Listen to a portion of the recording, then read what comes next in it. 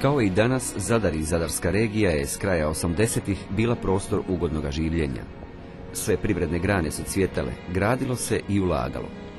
Kao i danas, mnoge generacije su našle svoj mir, spokoj i zadovoljstvo. Negdje u sjeni, kao strašilo iz ormara, specijalni rat je krenuo nagovještavati crne oblake koji su se počeli skupljati. Manipulacije preko Srpske akademije, Srpske pravoslavne crkve, pravi atentati, a kasnije lažni atentati bili su samo uvod u istinske strahote. 90. godina i 91. godina protekla je nakon razoružavanja teritorijalne obrane, oduzimanja naoružanja od strane Jugoslovenske narodne armije, poduzela je ono što se u tim uvjetima moglo poduzeti. Drugim riječima, krenuli smo apsolutno od nule, jer nismo imali ništa osim osobnog naoružanja.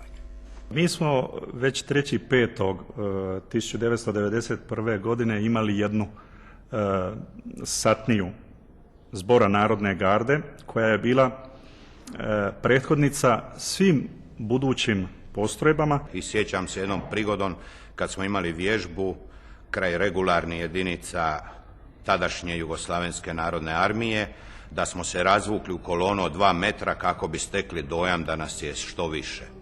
Prije osnivanja prvih postrojbi Zbora narodne garde u listopadu 90. osnivaju se postrojbe specijalne policije Ministarstva unutarnjih poslova.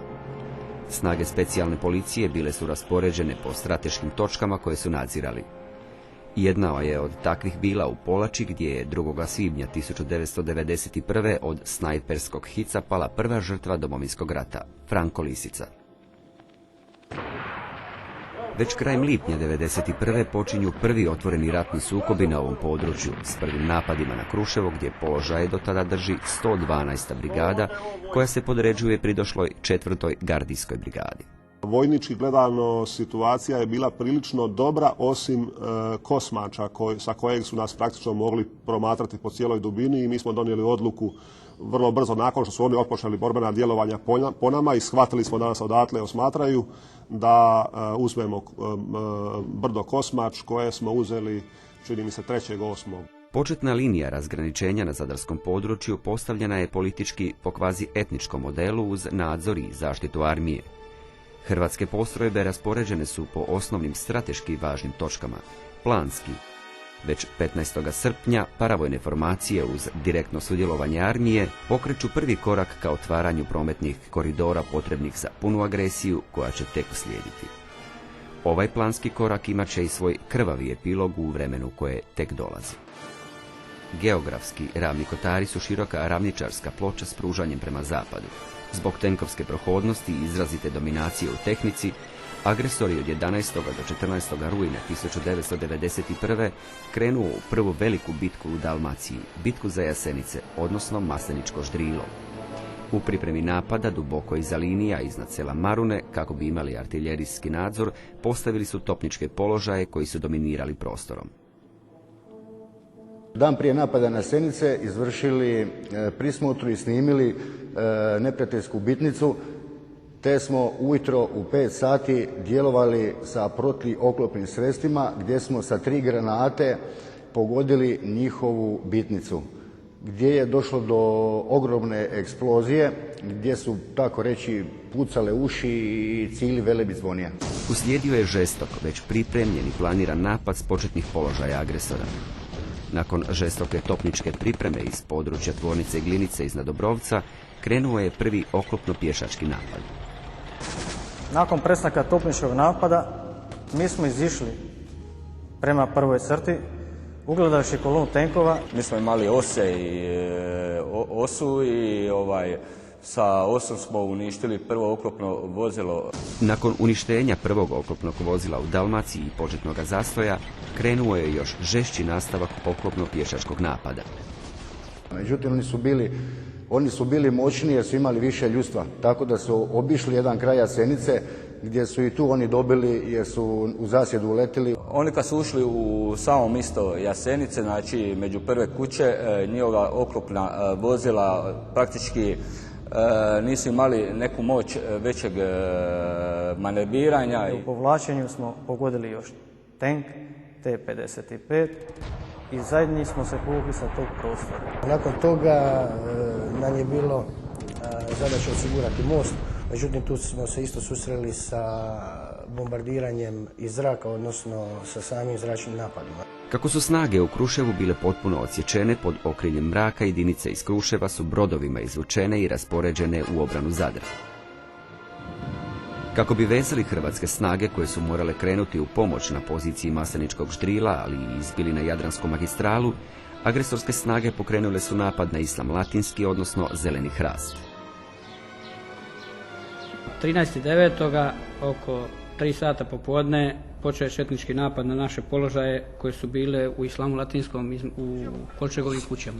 Negdje u ranim jutarnjim satima smo mi otvorili paljbu po njihovim paljbenim položajima i paljba je bila izvanredna, imali su gubitke. Po prvi puta se desilo da je neprijatelj doživio takav jedan artiljerijski napad sa strane tadašnjeg Zbora narodne garde. Borbe su trajale negdje do oko 7 sati navečer, 8. Imali smo 7 ranjenih, 2 poginula i počeli smo se povlačiti. Prodorom i osvajanjem pozicije na Zelenom Hrastu agresor je ovladao dijelom Jadranske magistrale koji se koristio iz pravca Paga, stavio pod djelomični nadzor jedini prilaz novigradskom području i zaposjeo značajnu stratešku poziciju za nastavak agresije.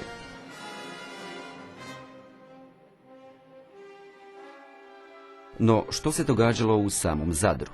Sami napadi na grad Zadar koji su bili i najžešći i najokrutniji, to je negdje od 3., 4., 5., 6., 10. Dakle, mi smo već 2 mjeseca s njima vodili oružane sukobe u prostoru i slamali njihovu napadnu moć. Nakon osvajanja Lišana Ostrovičkih, linija Nadin Škabrnja Zemunik bila je velika smetnja osiguranju prometne veze s aerobazom Zemunik, temeljnom bazom za nastavak agresije usmjerene prema Zadru. Zbog toga je krenuo prvi veliki napad na Zemunik i to iz 2 pravca. Cestom su htjeli ući u Zemunik. U 10 sati pogodili bezstrelni topor, tank koji se nalazio sa transporterom na točku. I onda su ustavili taj napad, taj pravac napada prema Zemuniku je stao, a oni su intenzivirali napad onda direktno iz Zadrava i onda smo na Perićima zaustavili napad s time što je pogođen jedan transporter. Kod ponovnog napada iz pravca Gornjeg Zemunika uništen je još jedan tank, čime je napad zaustavljen. Najjači udar neprijateljskih snaga išao je iz pravca Smokovića, Murice, preko Briševa, da bi spojili svoje snage sa snagama koje se nalaze u Šepurnu.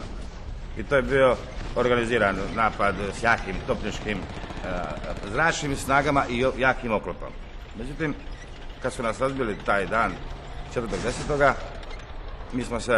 mi smo se povukli, nego smo ostali tu blizu i svakodnevnim napadima. Nismo imali dovoljno snaga zadržati cijelo to područje. Svakodnevnim pješačkim napadima smo dosta oslabili njihove snage, zarobili puno vojnika. U istom trenutku izvršen je i prodor iz pravca raketne baze u Šepurinama s ciljem spajanja s agresorskim snagama kod Bokanjca i potpunog opkoljavanja čitavoga grada.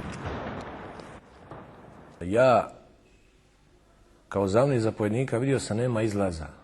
Nas 5-6 je zaobišlo bunkere, našli smo zaklon gdje smo uspjeli baciti protuoklopnu bombu na njihovo zapovjedno vozilo i tom prilikom smo uništili to zapovjedno vozilo. Snage iz Šepurina, Briševa i Babinduba u svojim prodorima su se spojile i došle pred sam ulaz u Zadar. Siguran ulazak u grad priječile su snage na Dračevcu. Glavne snage za obranu prve bojne bile su otprilike, dakle, prva bojna 4. gardijske brigade sa 160 boraca, ojačanih sa vodom minobacača 82 mm iz Zadra i vodom PZO 4. gardijske brigade. Slijedio je naš minobacački napad po tenkovima u pokretu koji su bili praćeni od njihovog pješaštva i uslijed naše paljbe, te minobacačke, to pješaštvo se odvojilo od tenkova. Obzirom da je bila velika topnička i tenkovska vatra na prve kuće, mi smo se povukli u unutrašnjost sela i pustili njih zapravo da uđu u selo kako bi im smanjili taj njihov vatrenu moć i manevar. Prekretnica koja se desila je uništavanje jednog tenka T-55 na Dračevcu i onesposobljavanje drugog tenka u zoni odgovornosti prve bojne.